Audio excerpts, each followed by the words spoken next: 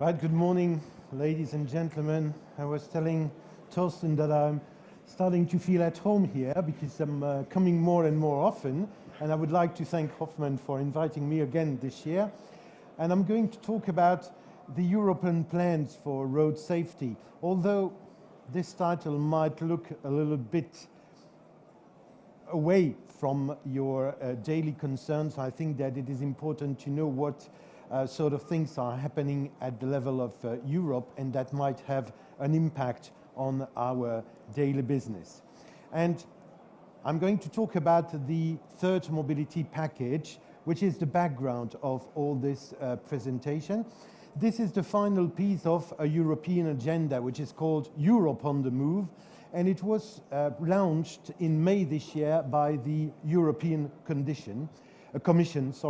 And this third mobility package sets up a series of set of actions that might have and will have an impact on our road infrastructure sector in the global framework of a modernization of the transport sector in Europe.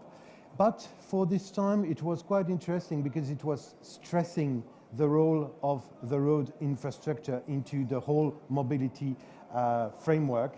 And of course, this has to go into the general digitalization and decarbonization objective of the and commitments of Europe. And when I was talking about the sets of actions, there are some actions which are related directly to the vehicle safety, to the CO2 standards, to tires, batteries, and so on, but also some of these actions are really concerning directly the infrastructure safety, and I'm going to focus more on the ones related to the vehicle safety, which have an impact and a link to the road infrastructure. And then the ones that have specific impact on the road infrastructure sector are the points related to the vehicle and the infrastructure directly, more specifically through the road infrastructure safety management directive that probably most of you are aware of.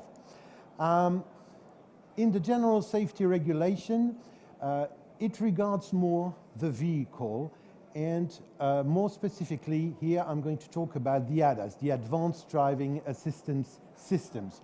Those systems are going to be more and more equipments, features that will be present in the cars in the future. And there are, for example, some elements and features like the automatic braking, the intelligent speed adaptation, and the lane support system or lane keeping assistance systems.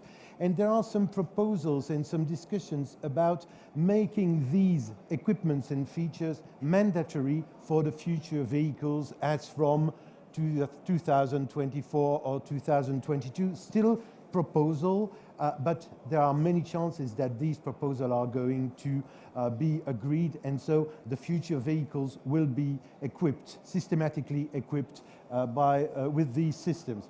But then it also has an impact on the infrastructure, and we'll see that later, and more specifically on the road markings.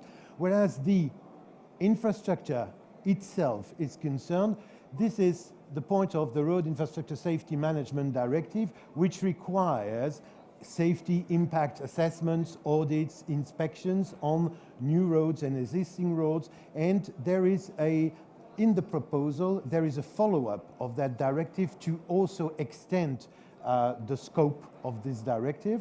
Now, there are also some elements talking about new procedures, more proactive type of procedures to map the risk of accidents across the network, and to map them in order to compare areas and safety levels into different stretches, and also that can have an influence on the budgetary decisions to be made and how the investments are going to be split along the road infrastructure.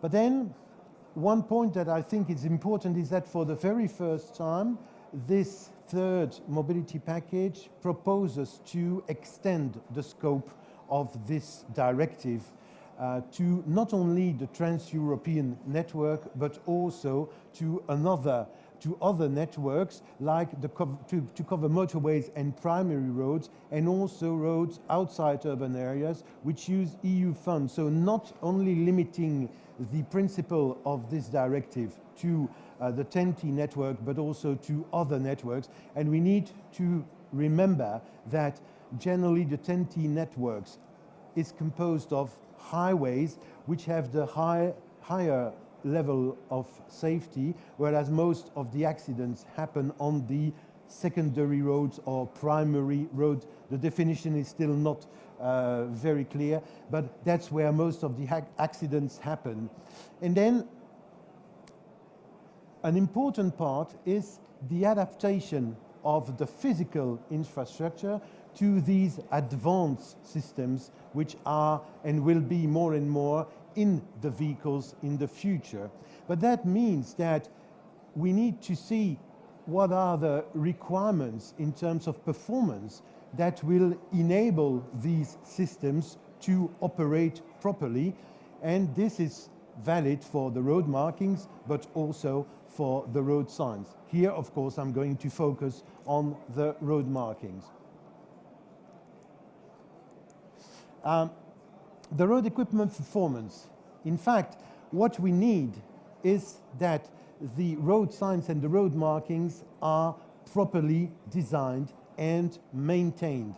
And they have to be designed and maintained not only for the human eyes, let's say the traditional drivers, but we also have to consider the progressive introduction of vehicles equipped with these embarked onboard systems, and even on a longer term to vehicles that will be equipped with higher levels of automation up to the full automation, although this full automation level 5 might take some time to get.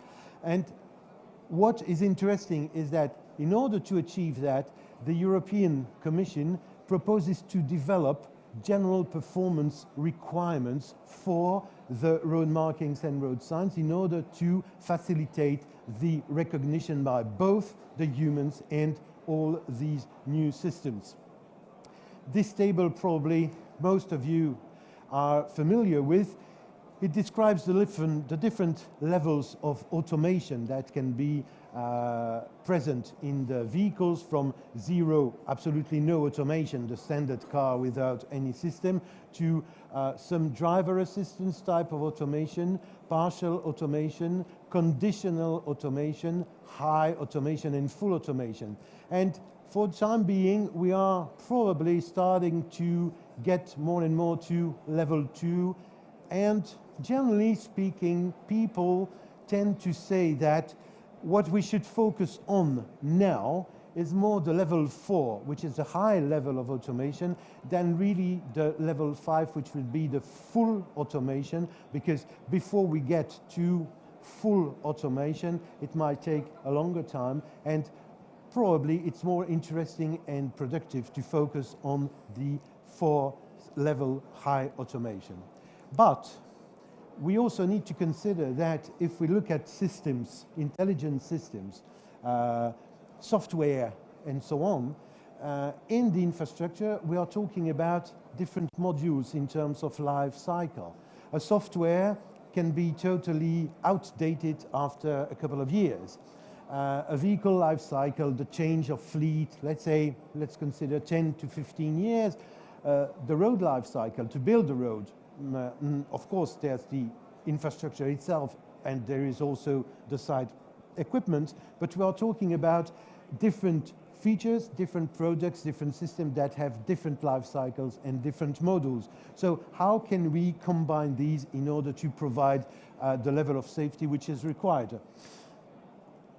Regarding road automation and infrastructure, if you talk to specialists of ITS, for example, and artificial intelligence, and these people, everybody agrees that this automation will grow and it will come one day.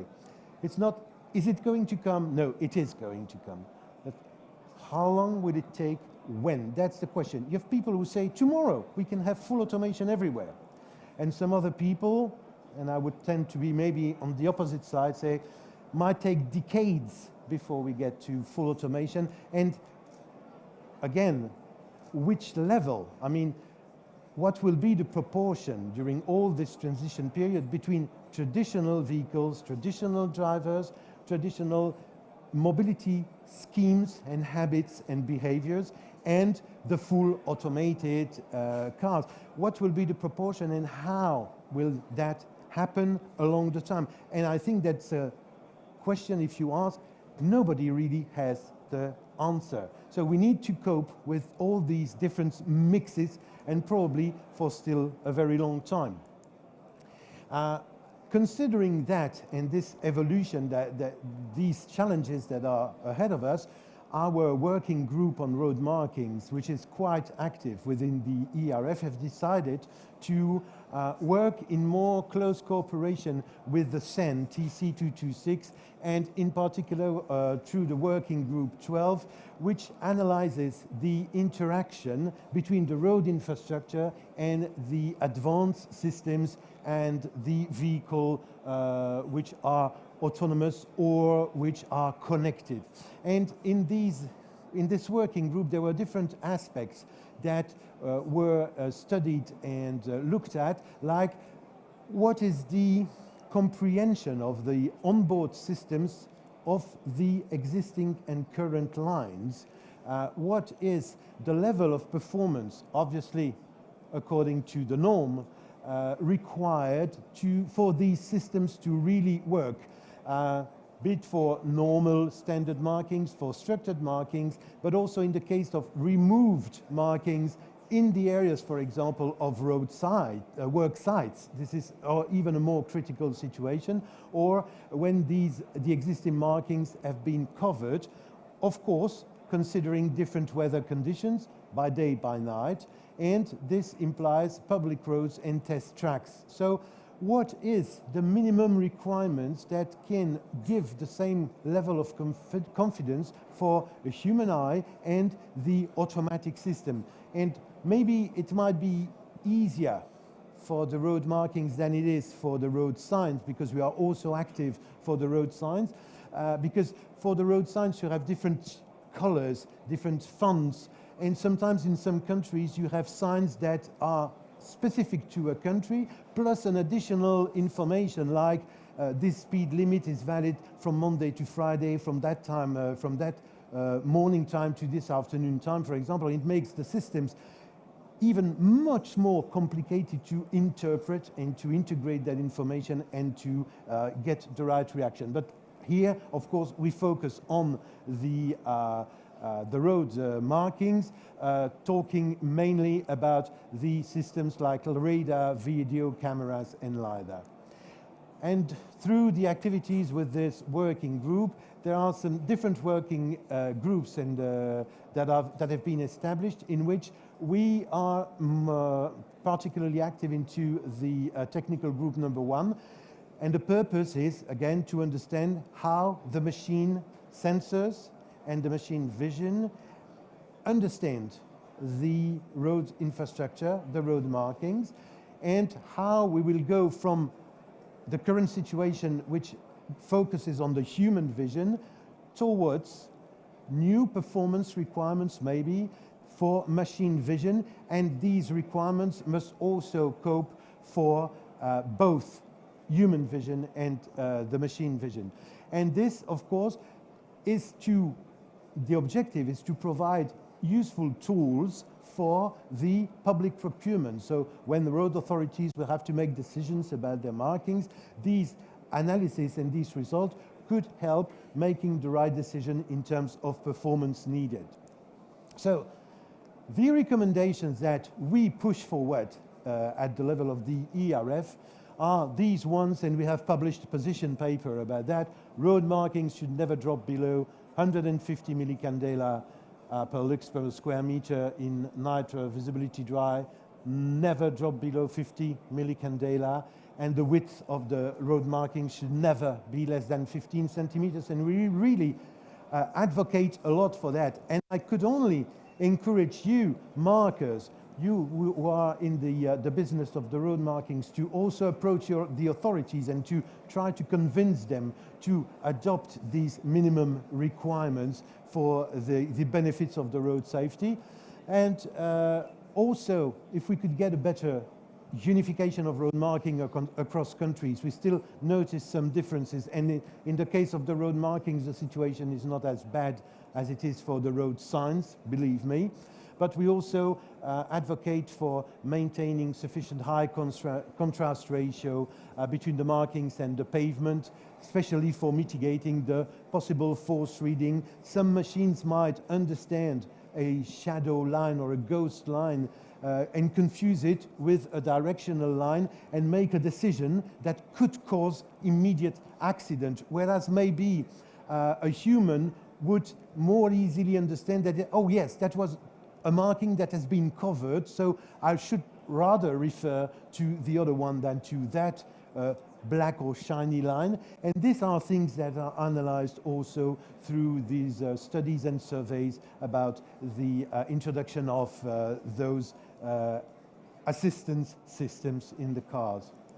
Okay, thanks for your attention, and I hope that if you can support this advocacy for better road markings in your country, please do it in order to increase the safety of our roads.